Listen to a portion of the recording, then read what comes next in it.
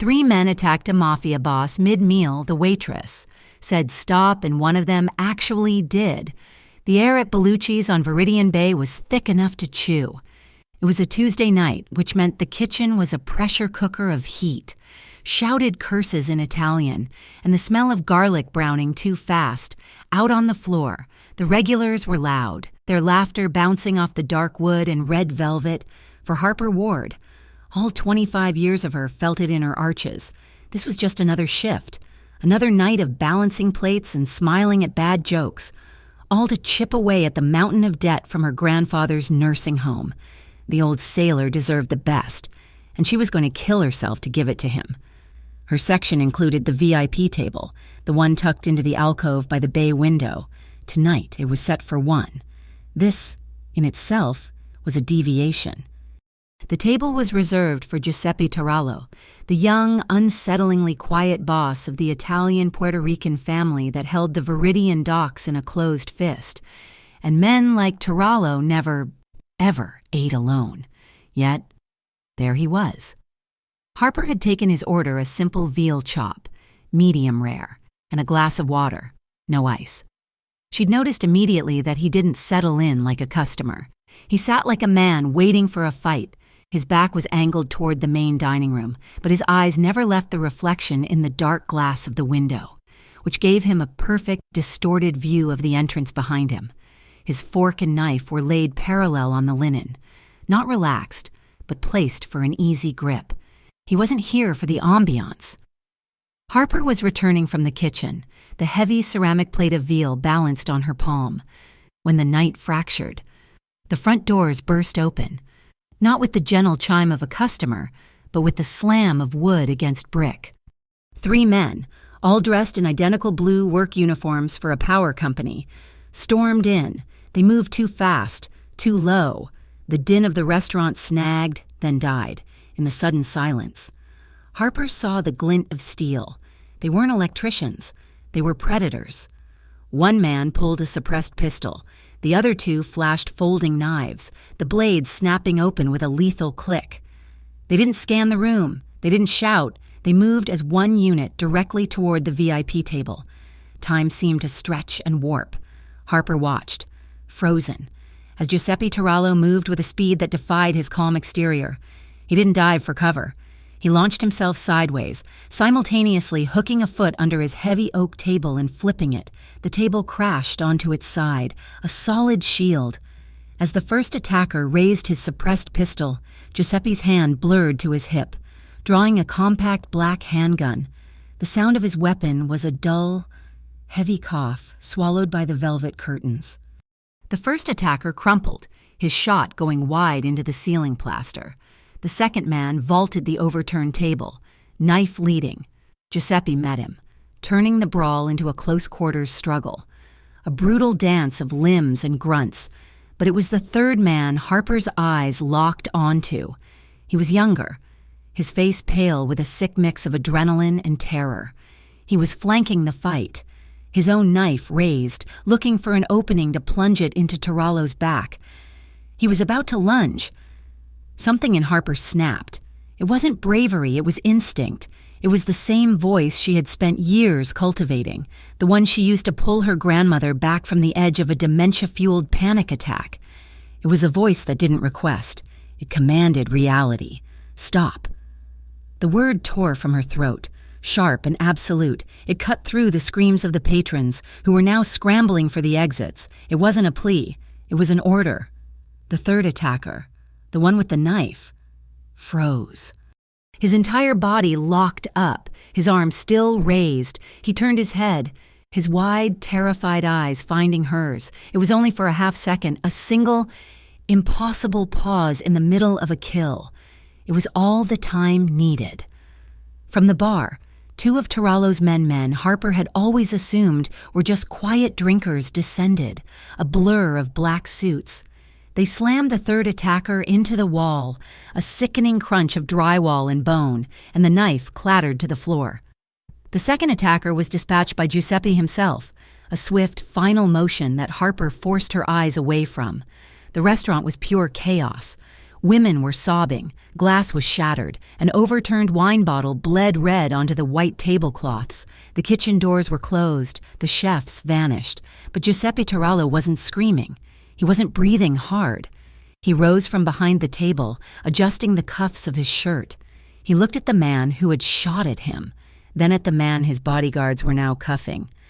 He calmly reached into his suit jacket, retrieved a silk pocket square, and began meticulously wiping tomato sauce off his lapel, as if he had merely spilled his dinner. Then he looked at Harper. She was still standing by the service station, the cooling veal chop still balanced on her hand. His eyes, dark and assessing, locked onto hers. It wasn't a look of gratitude. It was a look of discovery, the way a geologist might look at a plain rock he'd just cracked open to find a flawless diamond. It was a look that said, there is something here that needs to be excavated. His men had the two living attackers secured, dragging them toward a back exit. He straightened his vest. His voice was low, but it carried across the wrecked dining room with absolute authority. She stays. It wasn't a request. It was a statement of fact. Harper's blood ran cold. The heavy plate in her hand suddenly felt light. She understood, with chilling clarity, that in the moment she had spoken, in the half-second a killer had actually listened. She had ceased to be a waitress. She had become his. The cellar at Bellucci's was for high rollers, a quiet room of dark mahogany racks and $1,000 bottles. Tonight, it was an interrogation room. The heavy door was closed, muffling the distant sounds of police sirens and the frantic cleanup upstairs. Harper was sitting on a plush velvet stool, her hands clasped so tightly her knuckles were white. The adrenaline was fading, leaving a cold, metallic tremor in her limbs. Giuseppe Turallo stood by a rack of Barolo, not looking at her, but at the deep red of the wine through the glass. The pocket square he had used to wipe the sauce from his vest was gone.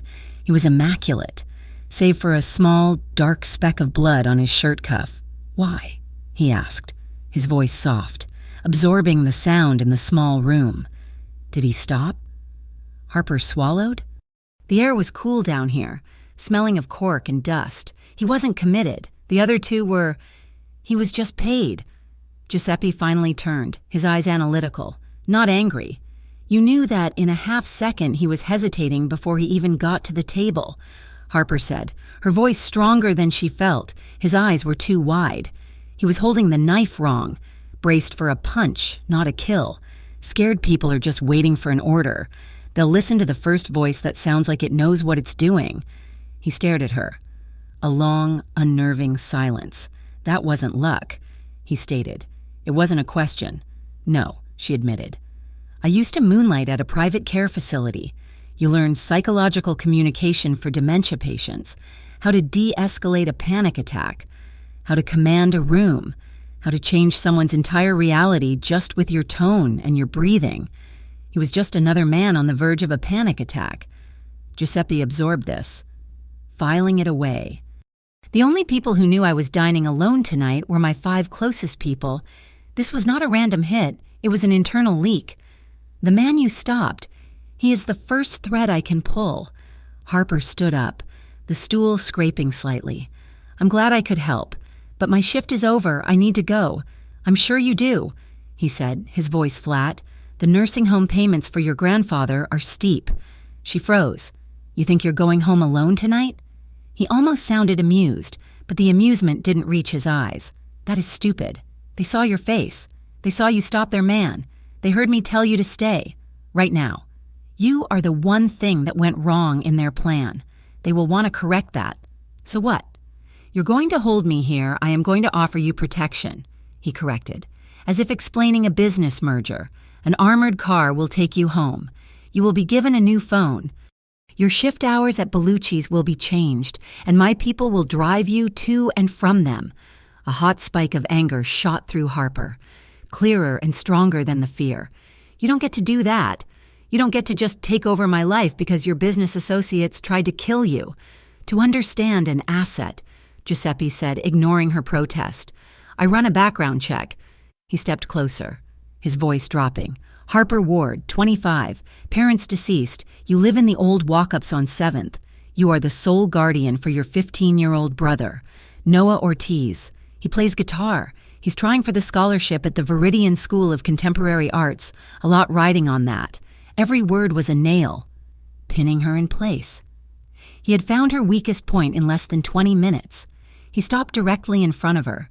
He was close enough that she could feel the heat radiating from him, the faint scent of iron and expensive cologne. You want to handle this yourself, he concluded, his voice a low vibration. But the people who sent those men, they will not ask your permission. They will just show up at your apartment or at your brother's school. So I am asking first. Harper looked into his dark, unblinking eyes. He wasn't threatening her. He was just stating the new rules of her reality. She hated him for it. She hated that he was right. Just the car, she said, her voice tight. Just a ride home. I'm not your property. Of course, Giuseppe said. He knew. And she knew. That it wasn't because she trusted him. It was because, for the first time, she was truly afraid to walk out of the restaurant's front door. She knew they would still be out there, watching. The armored town car dropped her 2 blocks away, a compromise she'd fought for in the silent, tense ride from the restaurant. The walk up the 3 flights to her apartment felt different. The familiar cracks in the plaster and the smell of their neighbors cooking, usually comforting, now seemed thin, like a veil over something dangerous. She opened her door, and the sound that washed over her was the one thing that made sense in her life. Noah was practicing. The apartment on the 3rd floor smelled like old wood, frying onions, and the complex, hopeful notes of Noah's acoustic guitar. He was hunched over the instrument on their worn-out sofa, his brow furrowed in concentration, fingers flying over a fast, intricate passage. He was 15, and his world was currently confined to the 6 strings under his fingers and the audition for the Viridian School of Contemporary Arts. She intended to keep it that way. He looked up when the door clicked shut, his playing slowing to a halt. Hey, thought you were on a double. Harper dropped her keys in the ceramic bowl by the door, forcing a casualness into her voice that felt like swallowing glass. Hey. Restaurant's just upgrading security. Some issue with the freezers. I guess they're putting guards on the block for a few days, so you might see a car or 2. Don't worry about it. Noah shrugged, already turning his attention back to the fretboard. Weird. As long as you get paid. He didn't understand. He wasn't supposed to. That was her job. But later that night, long after Noah was asleep, Harper stood in the dark of her living room.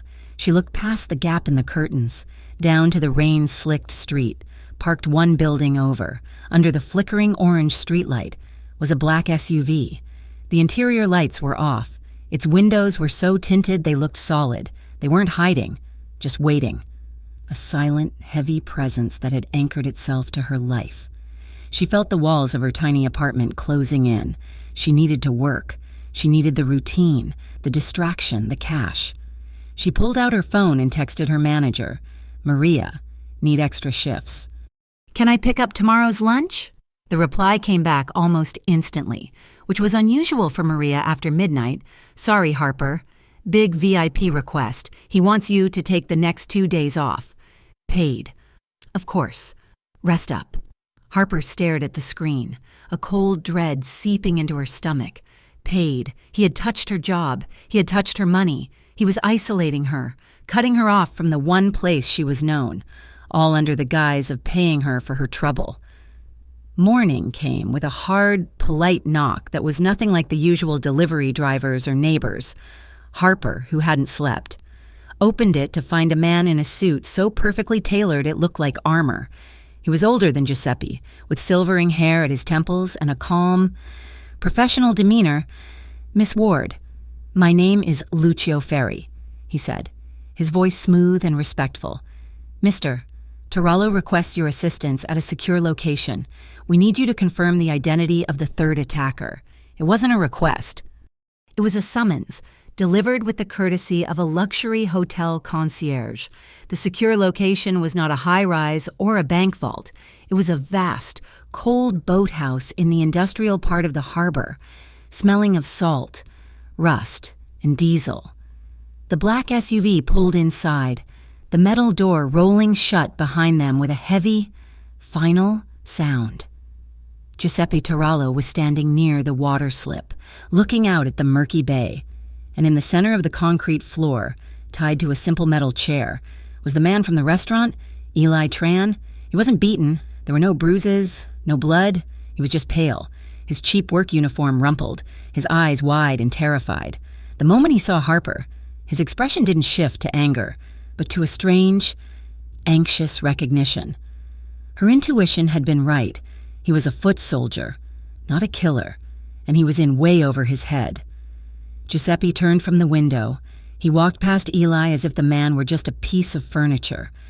"Is this him?" "You know it is," Harper said, her arms crossed. "I want you to talk to him," Giuseppe said, his voice echoing slightly in the large space. "You got him to stop. He listens to you. I want to know who hired him. You want to use me as a lockpick. I want to use the right tool for the job." Harper looked from the coiled, powerful stillness of Giuseppe to the trembling, pathetic figure of Eli Tran. She was the only person in this room who didn't operate on violence. That was her value. That was her leverage. "All right," Harper said, stepping forward, but on two conditions. Giuseppe's expression didn't change. But Lucio, standing by the door, raised an eyebrow. "One," she said, planting her feet. "You never go near my brother. You don't look him up. You don't send people to his school. You don't even learn the name of his favorite song. He stays out, completely. Go on." Giuseppe said, "Two, you don't touch my job. You don't tell me when I can or can't work. My shifts at Bellucci's are mine. My pay is mine. You stay out of that, too." She expected him to argue, to push back, to remind her of his power. Instead, a slow, humorless smile touched the corner of Giuseppe Turallo's mouth. It was the smile of a man who had just watched his opponent move her pawn directly into his queen's path. "You are negotiating with the wrong person." "Harper," he said, his voice soft. "I was already planning to pay you double." They put Eli Tran in a small, cold office off the main boathouse floor. The fluorescent lights overhead buzzed, casting a sterile white glare that made his skin look pale and sickly. Giuseppe and Lucio had left, a silent acknowledgement that this was not their area of expertise. This was hers. Harper sat across the metal table from him. She didn't use the sharp, accusatory tone of an interrogator. She used the low, calm cadence of a caregiver, the one she used when her grandfather woke up convinced it was 1958 and he was late for his watch on the docks. "They didn't beat you," she observed quietly. Eli shook his head, his hands cuffed to the chair. "He just watches me. Mr. Turallo. He just looks—" "Who hired you?" "Eli," she asked, her voice soft, offering a lifeline, not a threat. They weren't professionals, not like him. That, finally, broke him. The words came out in a rush. "I just drive. They said $5,000, just drive the car. It was the Rook Street Union. Never heard of them." Harper said, "Nobody has—" "They're new. They want the North Docks, Mr. Turallo's docks.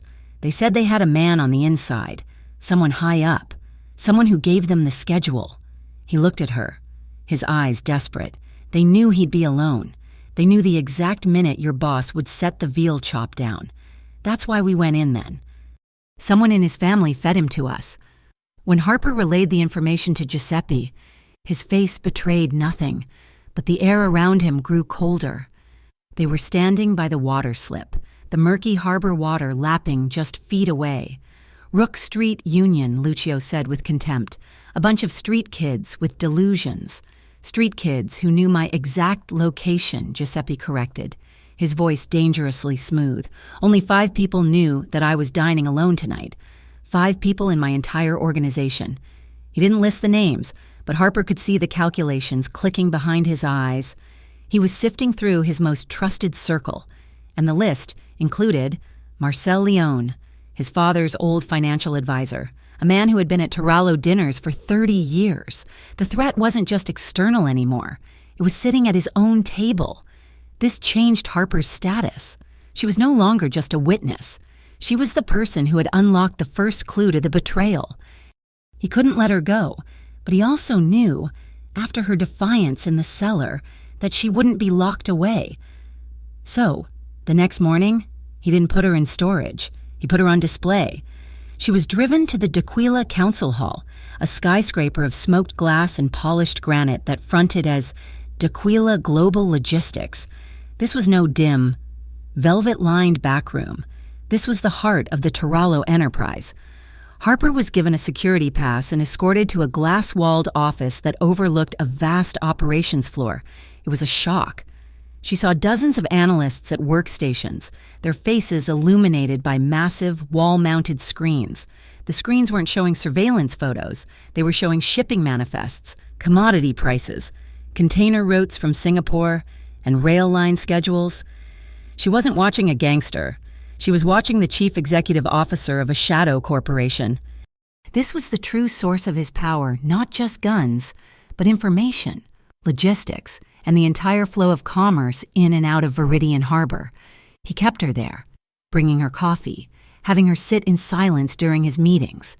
She watched him command logistics managers and union bosses with the same quiet, lethal authority he used on his bodyguards. On the second evening, she walked into his penthouse office. "This isn't protection," she stated, closing the heavy oak door behind her. "This is a gilded cage. You're keeping me here as an asset." Giuseppe looked up from a stack of port ledgers. "I'm keeping you here because you are the one person the traitor doesn't know I have. That doesn't work for me." Harper walked closer, her heels silent on the plush carpet. "So let's set a boundary. You think you can threaten me, or use my brother, or lock me up when you feel like it, but if you push me, if you try to treat me like one of your soldiers, I will walk out of this building. I will go directly to the Atlantic Urban Security Oversight Bureau. I know they watch this building. I'll tell ASAB everything I saw. Eli Tran, the boathouse, the Rook Street Union, everything." He went perfectly still. A flicker of genuine surprise crossed his features. It wasn't just that she knew the name of the obscure and powerful agency monitoring the port. It was that she had the spine to use it as a threat against him. She was drawing a line in his own office. The tension held, thick and sharp, until later that night. A storm had rolled in, lashing rain against the floor-to-ceiling windows that overlooked the bay. The city lights blurred into watercolor streaks. Harper was standing by the glass, rubbing her forearm. "What is it?" Giuseppe asked from his desk. "Nothing. A scratch from the restaurant. When the table went over, it stings." He said nothing, but rose and went to a sleek, built-in cabinet. He returned not with a bodyguard, but with a small, professional first aid kit. He motioned to her arm. Hesitantly, she held it out. He took her forearm, his grip firm but gentle. He cleaned the angry red line with an antiseptic wipe. His touch was clinical, precise, but the proximity was electric. The room was silent except for the drum of the rain. She could feel the warmth radiating from his body, the clean, sharp scent of his cologne. His head was bent, his focus entirely on the small wound. When he finished, he didn't let go.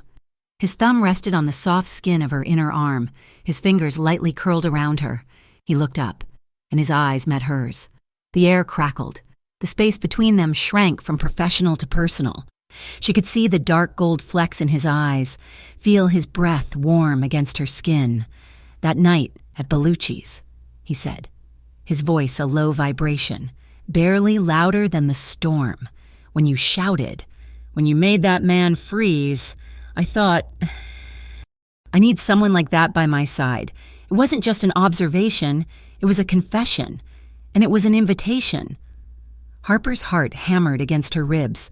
She saw his gaze drop to her mouth, and a sudden sharp jolt of desire shot through her. She wanted, with a frightening intensity, to know what it felt like, to close that last inch of space. He leaned in, slowly, giving her time to retreat. Instead, she moved her free hand, placing it flat against the solid wall of his chest. She didn't shove him, but the pressure was firm, stopping his advance instantly.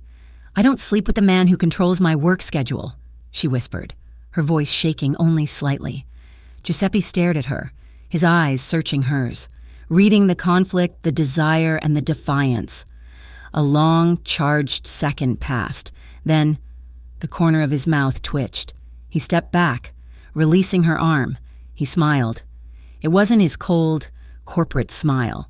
It was a flash of genuine, reluctant amusement. "You have a spine of steel, Harper Ward," he said. His gaze was no longer just assessing. It was hooked, fascinated. He liked that she had said no. He liked her backbone even more than he desired her. The delicate balance Harper had tried to maintain shattered on a Wednesday afternoon. She was in Giuseppe's glass office, supposedly reviewing shipping manifests she didn't understand, when her new, untappable phone buzzed. It was a text from Noah, a simple picture of a man in a baseball cap across the street from his school, followed by "Weird guy just took my picture. Asked me when my audition was." Harper's blood turned to ice water. Before she could even process the violation, Giuseppe was at her side, his eyes fixed on the screen. She hadn't realized she'd stood up so fast. He took the phone from her hand, his face, usually so controlled, hardened into a mask of cold fury. He didn't ask questions. He didn't wait. He made one call, his voice a low, lethal command. "Pull the file for Noah Ortiz from the Viridian School of Arts. Now, transfer it to the Harbor Light Arts Collective. Full scholarship, effective today. And find the man in the picture." He hung up and looked at her. "It's done. He's out of their reach. What is the Harbor Light Arts Collective?" Harper asked, her voice trembling with a new, different kind of fear. "It is a private arts foundation I own," he said, as if stating the weather. "It nurtures young talent from the city. It's a shell." She breathed, the realization dawning. "It's one of your fronts. You just moved him. You just put your hands on his entire future. That was his dream school. His dream was to be safe. I just made him safe," Giuseppe replied, his voice final. This was the moment she realized. This was not protection. This was absorption. If she let him, Giuseppe Tarallo would pave over every part of her life with his own concrete, smoothing out the dangers but erasing her in the process. He wouldn't just guard her. He would own her. The thought was suffocating. She saw her future a beautiful cage, a brother whose life was bought and paid for by a man she both desired and despised. That night, she used the laptop he had provided her, the one he thought was secure, and routed her signal through 3 different public hotspots. She found a name from an old newspaper article, a name she remembered from a few months back when Bellucci's had its smuggling investigation. Agent Leora Sykes, Atlantic Urban Security Oversight Bureau. Harper sent an anonymous encrypted email. "I have information on the Rook Street Union. I also have information on the recent attack at Bellucci's. I want to trade." The reply came in under 5 minutes. "Secure line, 15 minutes. The call was cold, professional, and terrifying. Harper hiding in a stairwell. Her voice a whisper. Laid it out. I can give you the name of the attacker who survived, Eli Tran. I can give you the group that hired him. In exchange, I need a buffer. I need you to know that my brother and I are assets, not targets. I need a safety line if he decides to pull me under." Agent Sykes' voice was sharp. "We've been monitoring the Rooks, but they're ghosts. This is valuable. Miss Ward, but you need to understand something. We are very interested in the Rook Street Union, but Giuseppe Tarallo is our long-term target. If you pull him into this file, if you become our source inside his organization, you will eventually have to choose. You cannot save yourself and him. I'm not trying to save him." Harper lied, her heart pounding. "I'm trying to save me." She hung up, her hands shaking. She had just opened a second front in a war she never asked to join. Meanwhile, Giuseppe was pulling his own threads. He had Lucio run a deep financial audit on his 5 closest advisors. The report came back late the next night. "It's clean," Lucio reported, "except for one thing. Marcel Leone. 2 new offshore accounts were opened from his firm's main server 3 days before the attack. Untraceable, but the timing is sloppy." Giuseppe stared at the name, his face grim. Marcel, the man who had taught him how to read a ledger. He needed to test Harper. He needed to see how she held up under the pressure of his world, not just in its aftermath. The next day, he brought her to a negotiation. It wasn't with gunmen, but with an old, stubborn dock owner who was refusing to give Tarallo's ships priority. "You won't speak," Giuseppe instructed her in the car. "You will just sit. Watch. Listen, the meeting was tense." The old man was loud, angry, and dismissive. Giuseppe remained perfectly calm, his voice never rising, yet he systematically dismantled the man's every argument, his logic as sharp and cold as a scalpel. Harper watched, fascinated. She saw him use the old man's own anger against him, redirecting it, letting him exhaust himself. And she realized, with a chill, that he was using the same techniques on the dock owner that she had used on Eli Tran. He was de-escalating to win. In the car on the way back, the armored silence of the vehicle felt charged. He had won the negotiation without a single threat. He was afraid. Harper observed he was reasonable. Giuseppe corrected. He turned in his seat, the city light sliding over the sharp planes of his face. The professional distance was gone. His voice was lower, more personal. "I want you close, Harper, and it's not just because you're intelligent." It was the first time he had been so direct. The air thickened, the unspoken desire from his office rushing back in. Harper felt her pulse quicken, but the image of Noah's scholarship, the cold voice of Agent Sykes, the feeling of his fingerprints all over her life, it all slammed down like a brake. She turned to him, her expression unreadable. "You haven't asked me if I want that." The intimate spell shattered, his eyes hardened, the brief vulnerability vanishing. The air in the car turned cold, filled with the sudden, sharp tension of two opposing forces. He looked away from her, back out the window at the harbor lights. "No," he said, his voice flat and corporate once more. "I suppose I haven't." They drove the rest of the way in silence. When they parted in the lobby of the D'Aquila building, it was with a new, icy distance. They were no longer just a boss and his asset. They were two people, each preparing their next move, each holding a different set of secrets. The icy stalemate between them held for 2 days. Then, the Rook Street Union cut the silence. It happened just before 5 in the morning, in the cold, gray light before dawn. It was not a firefight. It was a single, contemptuous statement. A sharp crack echoed from the street, followed by the crystalline explosion of Harper's living room window. She'd been on the sofa, unable to sleep, and instinct threw her to the worn carpet, her hands flying to cover her head. "Harper!" "What was that?" Noah yelled from his room, his voice cracking with sleep and fear. She stayed down, her heart hammering against the floorboards. The bullet had punched a neat, quarter-sized hole through the glass and embedded itself in the drywall, precisely 6 inches above where her head had been. No one was hurt. The message was perfectly, terrifyingly clear. "We know where you sleep. We can touch you." Before the sun was fully above the harbor, Lucio Ferri was at her door. He didn't knock. He used a key she had never given him, and the sound of the lock turning sent a fresh wave of ice through her. "Pack a bag for yourself and your brother," Lucio said, his face grim, his eyes already scanning the room and landing on the shattered window. "You have 5 minutes." There was no more discussion. There was no more illusion of choice. Giuseppe Tarallo was done offering protection. He was now enforcing it. They were moved to the Aria Vault. It was a name that meant nothing to the public. A sleek tower of black glass and steel that didn't appear in any tourist guide. It was a fortress disguised as a luxury hotel, a place where the elevators required a fingerprint, and every floor had its own private security. Their suite was vast, beautiful, and sterile. The windows overlooked the entire bay, but they did not open. Noah, caught between the thrill of the opulent suite and the raw terror of the gunshot, retreated into the safety of his headphones, practicing his guitar in his own soundproofed room. Harper just paced, a panther in a cage so large she couldn't see the bars. A quiet knock came near midnight. She opened the door to find Giuseppe. He was alone.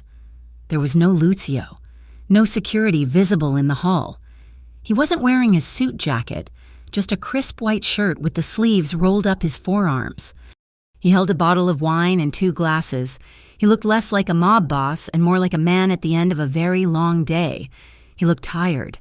"You're afraid," he stated, his voice low. "I came to see if you were..." She stepped back, letting him in.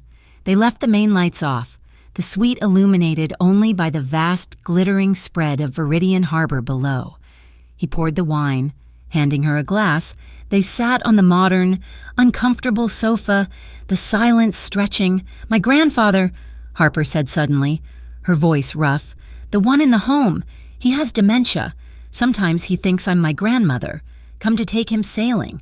He was a sailor his whole life. That's why I fight for the money. It's the only place that knows how to talk to him, how to bring him back, even for a minute." Giuseppe didn't offer pity. He just nodded, absorbing the fact. He stared into his own dark red wine. "I was supposed to be gone by 30, he said, his voice so quiet she had to lean in. "My brother, Angelo. He was the heir. He loved the title, the noise. I was the logistician, the quiet one. I was going to take the legal side of the business and never look back." He took a slow drink, but Angelo was careless. He made enemies he didn't respect. They killed him on his 30th birthday. I had to take over. I wasn't given a choice, either. The confession hung in the air, a fragile bridge built between two prisoners. He was no longer just the man who had seized her life. He was a man trapped in his own. He set his glass down on the table and turned to her.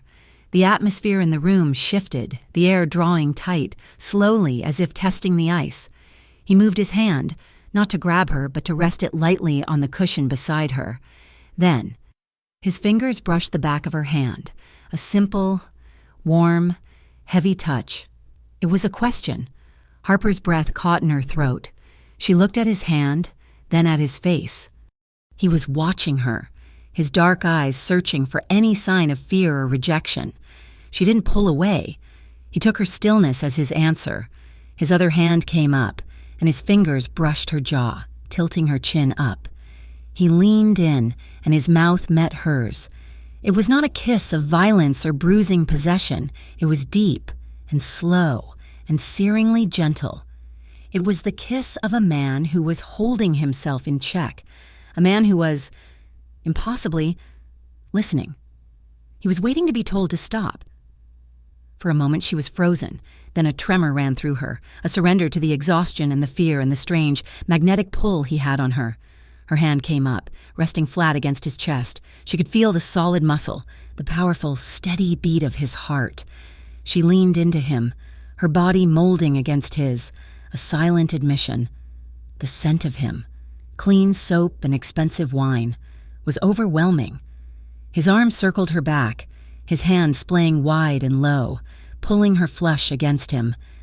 The gentleness faded, replaced by a raw, possessive need. He deepened the kiss, and she answered, her fingers curling into his shirt. She could feel his heartbeat quicken, hammering against her palm. His hand slid from her back, tracing the curve of her spine down to the dip of her waist, and settled firmly on her hip. His grip was possessive, anchoring her to him. He broke the kiss, his breath hot against her skin as he murmured something in Italian, a low, guttural word she didn't understand but felt in her bones. He moved, kissing a path along her jaw, to the sensitive skin just beneath her ear. Harper's head fell back, her breath coming in short, sharp gasps. This was the precipice. His hand on her hip was a brand, and she knew he was seconds from taking more. He paused, his lips hovering over the pulse in her throat. A final, silent question. "Okay," she whispered. It was barely a sound, just a puff of air, but it was a clear, unambiguous consent. It was all he needed. He shifted, laying her back against the arm of the sofa, his body a heavy, warm weight partially covering hers. Their clothes were still on, a last frustrating barrier, but his mouth was on hers again, hungry, demanding. His hand moved, finding the hem of her shirt, his fingers brushing the warm skin of her back, sending an electric shock through her system. He kissed her throat, the hollow of her collarbone, each touch a spark in the gathering fire. "You're mine," he whispered against her skin, and it was not a question. He pulled back, just enough to look at her in the dim light. His eyes were dark, his breathing ragged. He stood, pulling her effortlessly to her feet. He didn't release her hand, but led her from the living room, past the sleeping city and into the darkness of the bedroom. He stopped only to pull the heavy blackout curtains closed, sealing them in. The room was cast in the single, warm glow of a bedside lamp. He turned to her, his face taut with a control she knew was costing him. "Tonight," he said, his voice thick. "Tonight is just yours." When Harper woke, the light in the room was gray and new. She was alone, but the indentation on the pillow beside her was still fresh, the air still holding the faint scent of him. A strange, deep quiet settled in her, a feeling of being anchored, even as panic simmered at the edges. She pulled the hotel's thick robe around her and walked into the living room. Noah was already awake, sitting at the grand dining table.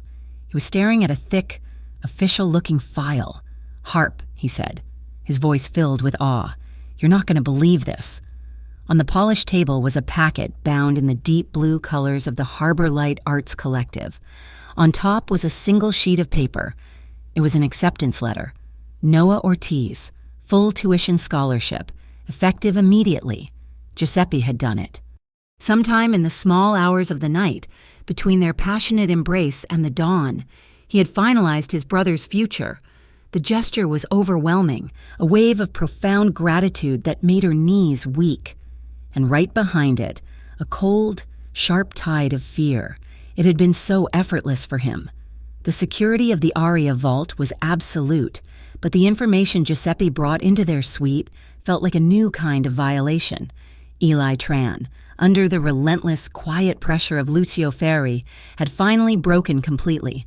He gave up his contact, Giuseppe said. He was standing by the vast window, the morning light catching the anger in his eyes. He didn't need to yell. His voice was flat, which was far more terrifying. The man who fed him my schedule. The man who orchestrated the hit, Harper, nursing a cup of coffee, went still.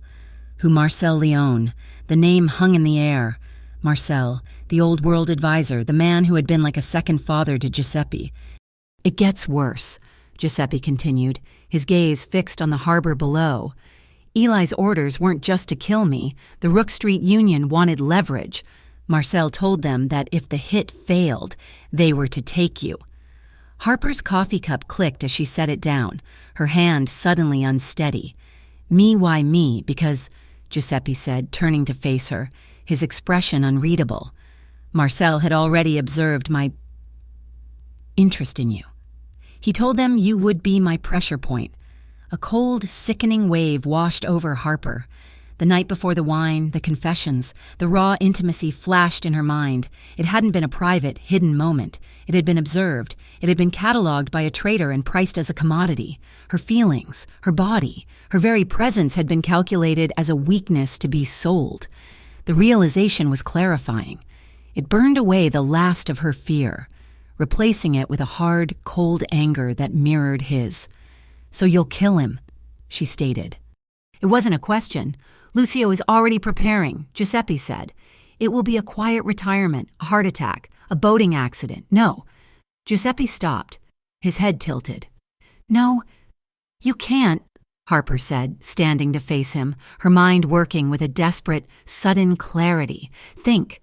You kill Marcel, who becomes the only living person who knows the full link between your organization and the Rook Street Union me. Eli is your prisoner. Marcel is dead. I'm the loose end. I become the target for every man on both sides who wants this information buried." She saw the logic land. He hadn't considered that angle. He was still thinking like a boss, not like a target. "You're right," he said. "Well," his voice clipped. "So we don't kill him," she continued, pacing. "Not yet. We use him, and we use Eli. Right now, the Rooks think their inside man is safe and their attacker is either dead or missing. We let them think Eli is still in play. We make them think he's a loose cannon they need to control. A baited trap," Giuseppe mused, catching on. "We use Eli to set a meeting with the Rooks. We choose the time. We choose the place. And you get to clean house. All at once." Harper finished.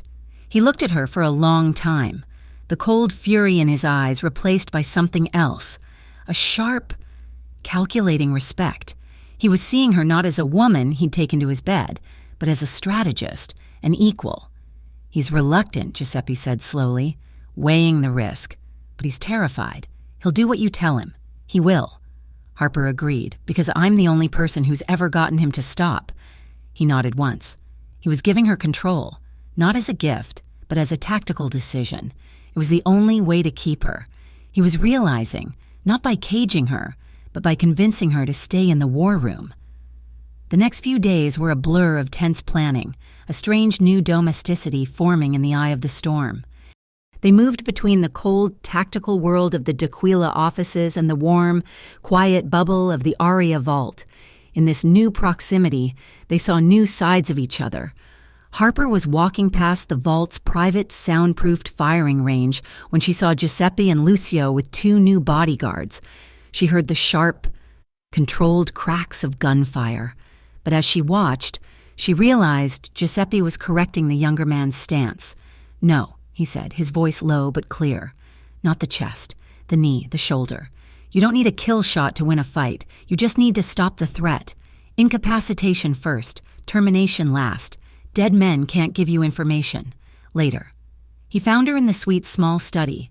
She was hunched over a desk, a box of brightly colored markers open.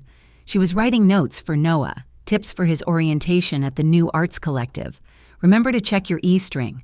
Don't rush the tempo. Be nice to the bass players. They were mundane, loving instructions, a splash of vibrant, normal color in their gray, lethal world. He watched her for a full minute, her brow furrowed in concentration, and he said nothing, just took in the sight. But Harper was moving her own pieces. That afternoon, while Giuseppe was in a deep meeting, she made the call. "Agent Sykes," she said, her voice low, using the secure line. "Miss Ward, I was wondering if you'd call." "I'm not trading. I'm updating your file," Harper said. "All business." "There is an internal conflict in the Tarallo organization. A traitor has been identified. Marcel Leone. There is going to be a purge, and it's going to involve the Rook Street Union. I'm telling you this so that when it happens, your agency knows the context. I'm not asking for an intervention. I'm just giving you the data. Data is always welcome," Leora said, her voice sharp with interest. "Be careful, Miss Ward. If ASAB is forced to move on this, and Tarallo feels a betrayal, he won't care about context. He'll only care about the source." "I know," Harper said, and hung up. She had just laid her one-card-thin insurance policy, a move that could just as easily save her as it could get her killed. The plan was set. The bait meeting, with Eli Tran as the lure, would take place in 3 days. They chose the location, a disused warehouse on Pier 4, and they chose the time 9 at night. It was the peak of the annual Viridian Harbor Festival. The entire waterfront would be flooded with people. Music and noise, the perfect cover for a quiet, brutal execution. The night before the operation, Harper slipped out of the Aria vault. She had told Lucio she needed air, a walk, something to clear her head. The lie felt brittle, but he had allowed it, though she knew a car was following her from a discreet distance. Agent Leora Sykes was waiting in the deep shadow of a closed bookstore. She wasn't in uniform, appearing just like another city resident in a dark jacket, but her eyes were sharp, missing nothing. "I'm glad you reached out, Miss Ward," Leora said, her voice low and fast. "Your intelligence on Leone is solid. But my superiors at ASAB are not interested in a simple street bust. They want the Rook Street Union, and they want a significant, actionable piece of the Tarallo network. If you only give us the Rooks and let Tarallo walk away clean, this internal meeting will be flagged. They won't approve the operation." Harper felt the trap closing. She was caught between 2 massive, grinding forces. This was the moment she had to gamble. "You won't get him," Harper said, her voice surprisingly steady in the cold air. "If you try for a full takedown, he'll vanish. The Rooks will scatter, and you'll get nothing but shell casings. So here is the deal I'm offering." Leora's eyebrow twitched, but she remained silent. "I will be at the meeting tomorrow. I will be wearing a wire and a camera. I will get you Marcel Leone confessing to the attempted hit, and I will record the entire transaction with the Rook Street Union leadership. You will have their structure, their faces, and their conspiracy on a silver platter. That's not enough, Leora said. I'm not finished. Harper cut back. In exchange, your strike team stays clear of Pier 4 until my signal, and Giuseppe Tarallo's primary transport lines, the ones D'Aquila Logistics runs. Stay off your immediate target list. They are to be considered untouchable for this operation. Leora almost laughed. You're asking me to give a mafia boss immunity. I'm asking you to be strategic, Harper said, her words sharp as ice. You get the rooks. You get the traitor inside the Tarallo family. And in return for this, consideration. Giuseppe Tarallo's organization will reduce violent activity at the port by 30%. I will hold him to it. Leora stared at her, truly seeing her for the first time. The audacity of it, a waitress, dictating terms to a federal agency and brokering a peace treaty with the mob. And you think you can make him agree to that? You let me worry about him, Harper said. Do we have a deal or not when she returned to the penthouse? The silence in the room was heavy and cold. Giuseppe was standing by the window, his back to her, looking down at the city lights. On the coffee table, a tablet was illuminated. On its screen was a grainy, high-angle surveillance photo from a street camera, time-stamped just 10 minutes ago. It showed Harper standing close to Leora, their faces hidden in shadow but their intent clear. You went for air, he said, his voice flat. Giuseppe, you went to ASAB. He turned, and his face was not the calm, controlled mask she knew. It was ravaged by a cold, quiet fury. The one organization you threatened me with, the one card you had, you went to them. Behind my back, you had me followed, she shot back, feeling the sting of his distrust. I have everyone followed, he finally yelled, his voice echoing in the vast, silent room. The explosion of sound made her flinch. I brought you into this world, into my home, to keep you safe. Not to have you consort with my enemies, not for you to become a knife to press against my own throat. The injustice of his words, the sheer, blind possession, broke her fear. Safe, she cried, her voice rising to match his. You call this safe, locked in a glass tower, watching you move my brother's life around like a pawn on a chessboard, having my apartment shot up. That's not safety. Giuseppe, that's just a prettier cage. She stalked toward him, her hands balled into fists, the long, simmering resentment boiling over. Safety isn't when only you get to choose what happens. That's just control. Her words hit him harder than a physical blow. The rage in his eyes flickered, replaced by the raw, bitter truth of her accusation. He saw her, not as his asset, not as his lover, but as a person he had tried to break and had failed. He should have locked her in the room. He should have taken this operation out of her hands, but he knew, with a certainty that infuriated him, that he still needed her. Marcel is desperate, he said at last, the anger receding, replaced by the cold strategist. He will be bringing an Overwatch team. Snipers, I'm certain of it. He won't walk into this without one. He looked at her, his gaze heavy with the weight of their fight. I need your instincts. I need you to read the room. I need you to feel them before they move. He let out a slow, ragged breath. In spite of this, I still trust your gift more than I trust my own men's eyes. The Harbor Festival was a sensory assault. The pier throbbed with the bass of a live band, the air thick with the smell of funnel cake and the salt of the bay. Thousands of people milled about, a sea of colored lights and noise. It was the perfect acoustic and visual cover. Harper was wired, a small, high-fidelity microphone tucked into her collar, a button camera on her dress. Giuseppe was in a dark, impeccably tailored suit, looking like any other young executive enjoying the night out. To blend in. He reached for her hand. The contact was a jolt, a sudden, piercing intimacy in the center of the crowd. It wasn't the controlling grip he'd used before, or the passionate claim from their night together. It was a simple, firm clasp. His hand was warm and dry, a solid anchor in the chaos. She found her fingers lacing with his, an instinct she didn't fight. They walked through the throng, moving toward the dark, isolated warehouses of Pier 4, and for 5 fragile, impossible minutes, The lie became the truth. They weren't a boss and his informant. They were just a man and a woman, their hands locked, shoulders brushing, moving as one.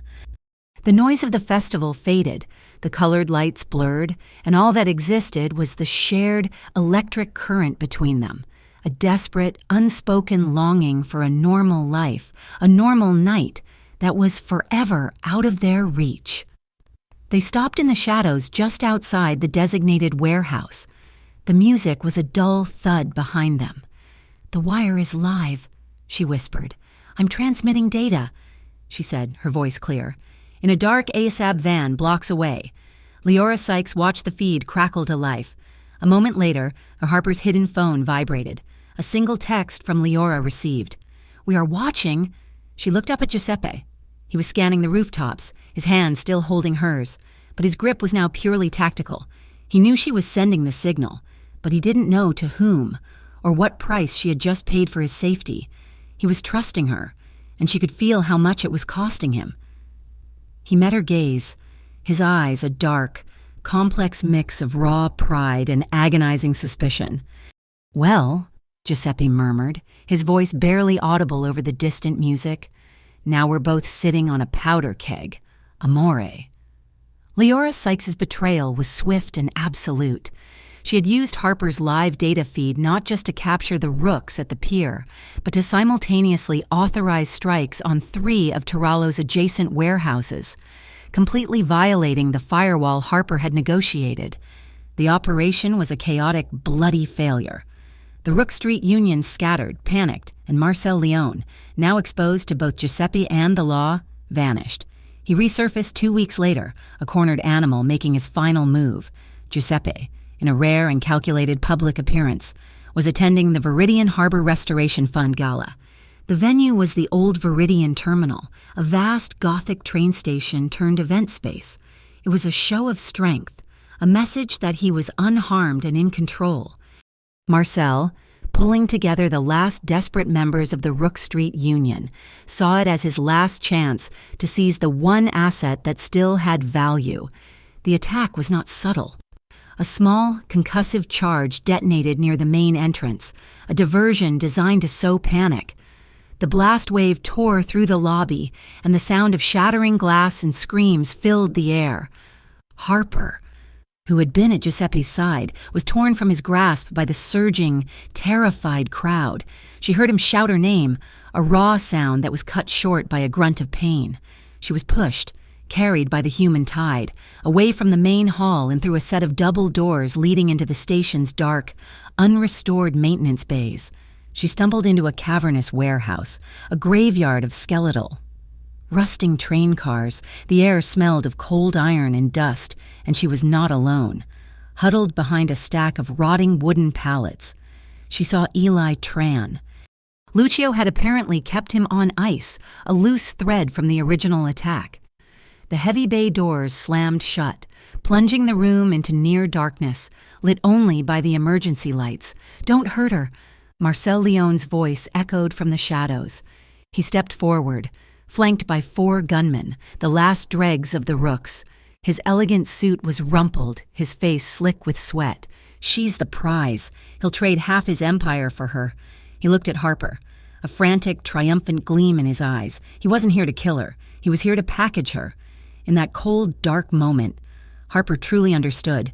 To Marcel, to Asabi, perhaps even to Giuseppe. She was not a person. She was a bargaining chip. A side door groaned, and Giuseppe entered. He was alone, save for Lucio, who was right behind him. Giuseppe's left arm was pressed tight to his side, his white shirt sleeves soaked dark with blood from a piece of shrapnel. He must have seen the ASABB perimeter forming outside, a perimeter that had clearly been waiting for this. He couldn't fight a war on 2 fronts. He was here for her. Marcel Giuseppe's voice was low, commanding. Even through the pain, "It's over." One of the Rook gunmen, a kid no older than Noah, panicked. He scrambled toward the nearest target, grabbing Eli Tran and shoving a pistol against his temple. "You stay back!" Tarallo the kid shrieked, his hand shaking violently. "I'll kill him, I swear to God." Eli squeezed his eyes shut, trembling. A choked sob caught in his throat. Stop Harper's voice. It wasn't a scream or a plea. It was a thunderclap of pure, absolute command. It cut through the metallic echo, the panicked breathing, the entire standoff. And for one impossible, heart-stopping second, every single person in the room froze.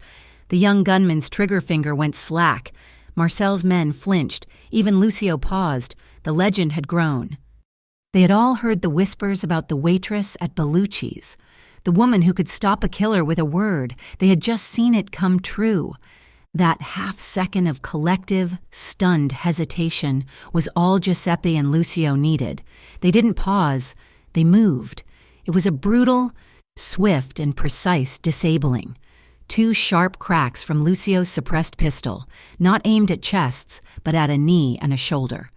The men went down screaming. Giuseppe, despite his wounded arm, lunged at the kid holding Eli, disarming him with a sharp, precise strike to the wrist that sent the gun clattering across the concrete. In less than 3 seconds, the armed threat was neutralized. Only Marcel was left. The old man, his asset gone, turned and scrambled up a narrow iron staircase toward a high gantry crane that spanned the dark warehouse. He held up a small, black detonator. "No closer," he screamed, his voice cracking. "The whole bay is rigged with the original demolition charges." "I'll send us all to hell before I let you take me." Giuseppe stopped at the base of the stairs, breathing hard, his hand gripping his bleeding arm. "Marcel—" "Wait," Harper shouted, moving forward. She didn't appeal to his mercy. She appealed to his greed. "You do that, and you're just a dead man who made a mess. But you're alive right now, and you still have value. You know where the offshore accounts are. You know who else in the family wanted this. That's your leverage. Don't throw it away." She was stalling, using the cold logic of their world against him. It worked. He paused on the gantry, his thumb hovering over the button, his desperate mind processing the sudden, viable alternative. That pause was his undoing. Giuseppe was already moving, taking the stairs on the far side, ascending into the shadows. Marcel heard him too late. He turned, and Giuseppe lunged, not at him, but at the hand holding the detonator. It was not a graceful fight. It was a clumsy, desperate grapple between 2 men in expensive suits, one of them bleeding. On a narrow, rusty walkway, Marcel shoved. Giuseppe blocked. Marcel swung the detonator wildly. His foot slipped on the slick metal, and he lost his balance. His scream was short, cut off by the final, sickening impact as he hit the concrete floor 30 feet below. Giuseppe stood on the gantry, breathing hard, the black detonator now clenched in his good hand. He hadn't shot him. He hadn't pushed him. Marcel had fallen to his own panic. As if summoned by the silence, the main bay doors roared open, flooding the warehouse with blinding white light. ASAB tactical teams swarmed in, their weapons raised. Leora Sykes was at their center, her face a mask of cold fury. She surveyed the scene, Marcel dead, the Rook Street gunman wounded and in cuffs, Eli Tran shaking, and Giuseppe bleeding, walking slowly down the stairs with Harper at his side. "Where are they?" Leora demanded, her voice tight. "Where are the rest of your men?" The transport crew's Giuseppe just looked at her, then at Harper. Harper's original deal, the one Leora had ignored to set this trap, had been honored by Giuseppe, while ASAB was setting its perimeter, Tarallo's main logistics network, his trucks, his men, his real assets, had been quietly evacuated under the cover of the festival. Leora had her trader and a few street soldiers, but the D'Aquila organization, the real prize, had vanished from her grasp. It was a half-victory, and as she looked at Harper, she knew exactly who had outmaneuvered her. The Viridian Harbor newspaper called the incident at the old terminal a violent clash between rival gangs. The official story was brief, full of speculation, and conspicuously absent of key names. Giuseppe Tarallo was not mentioned. Harper Ward was not mentioned. Leora Sykes and ASAB had ensured the witness list was buried deep. Harper, they decided, was too valuable an asset to be burned in a public report. She was a potential witness, a future contact, a hook they might one day need inside the Tarallo organization. They met one last time, in the same cold, anonymous coffee shop as before. Leora Sykes looked exhausted, her professional anger from the terminal having settled into a grudging respect. "We recovered 3 high-level members of the Rook Street Union, and we have Marcel Leon's body," she said, stirring a plastic stick in her coffee. "It was a partial win, but you're compromised. Ward." She slid a thick, plain envelope across the table. "This is the offer. Full federal protection. You and your brother. New names, new city, new life. We can have you on a train to Chicago in 12 hours. You'd be free of him." Harper looked at the envelope, but didn't touch it.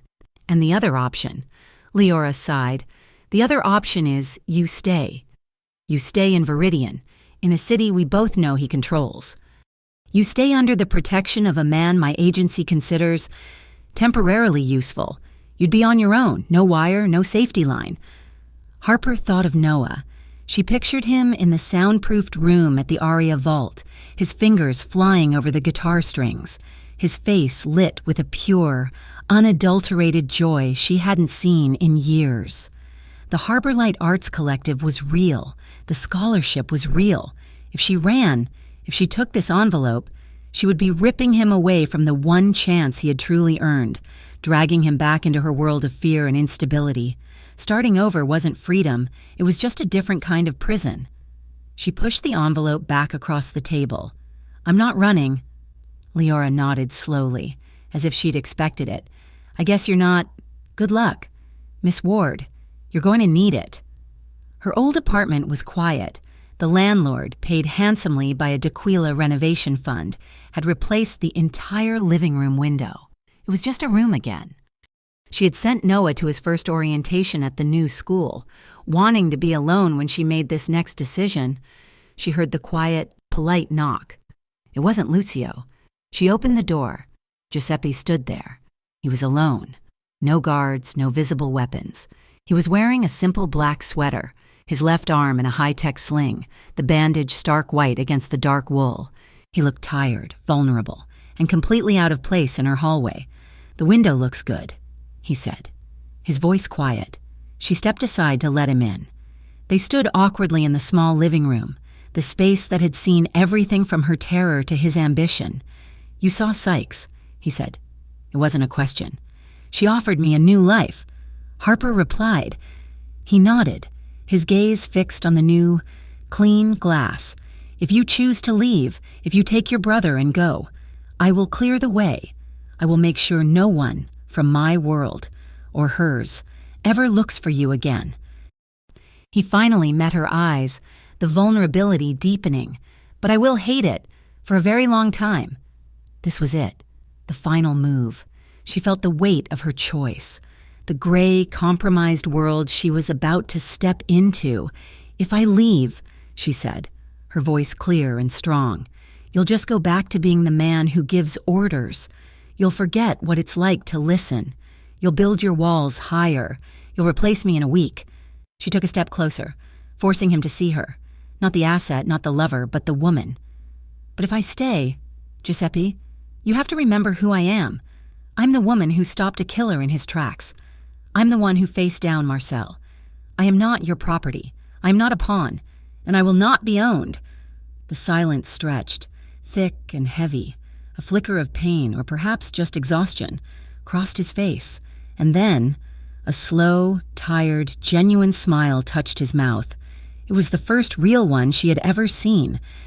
"That," he said, his voice rough, "is precisely why I want you to stay." He led her not to a car, but up the stairs, to the flat, tarred roof of her own building. The night was cold, the wind sharp, carrying the scent of the sea. Below them, the lights of Viridian Harbor glittered like a fallen constellation.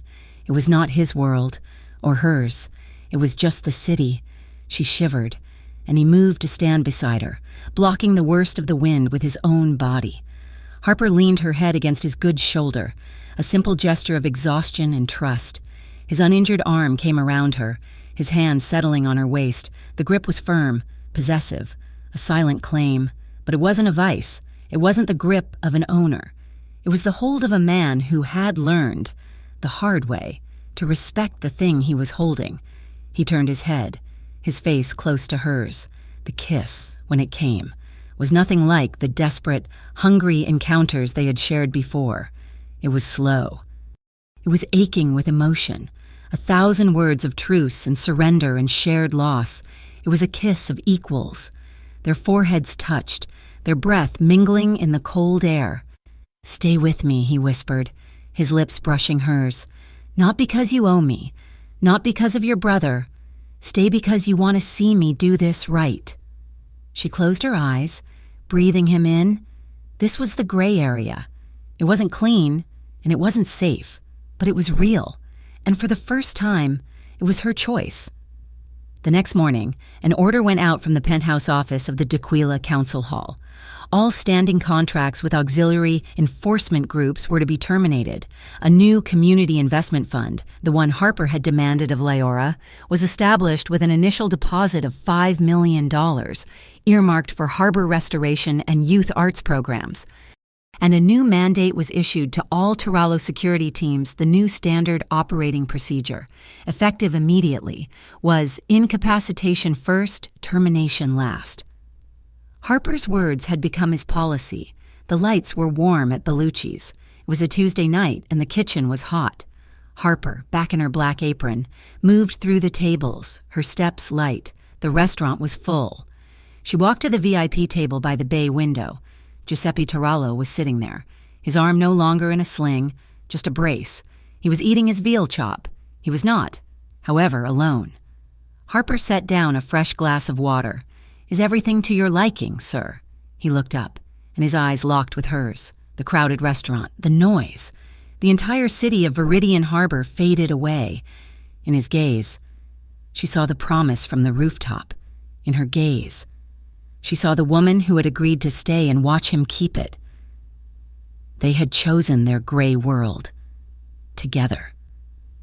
It had all started the night she said stop. And a killer, impossibly, had listened. Thank you so much for listening to this story. We would love to know where you are listening from, so please leave a comment below and share your thoughts. Make sure to subscribe to Mafia Boss Stories, like this video, and give us extra support by hitting that hype button to help this story be heard by more people.